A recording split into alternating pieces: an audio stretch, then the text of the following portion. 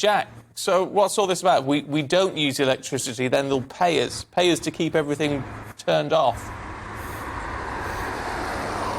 Essentially, so this is a national grid scheme which has now been approved by the sector regulator Ofgem. It's called the Demand Flexibility Service, and essentially incentivises people to use really power kind of sapping machines like washing machines, tumble dryers outside of those peak times of 4 till 7 p.m. And the electricity supply operator for the national grid, they'll say that they'll pay £3 per kilowatt of energy that households use when they're not using those appliances during those peak times. But it's not just households as well, it's businesses as well. So this is really trying to incentivise businesses and households to not use energy during those peak times, because of course the National Grid were warning of increased blackouts. For businesses, the electricity system operator will pay around £3,000 per megawatt hour of energy saved, and they reckon that overall, if those incentives are used and those 14 million households on smart meters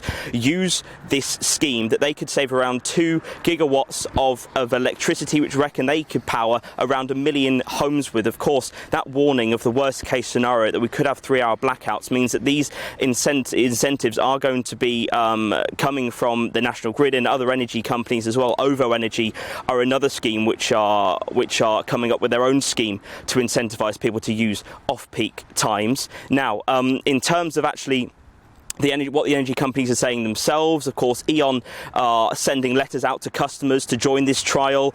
EDF the same. Octopus have already started signing customers up, and they're going to start trialling towards the end of this month until March, and then go forward if necessary, if they need to. British Gas say that they reckon they're trying to save around 30% of electricity usage during those peak times. But of course, with only 14 million households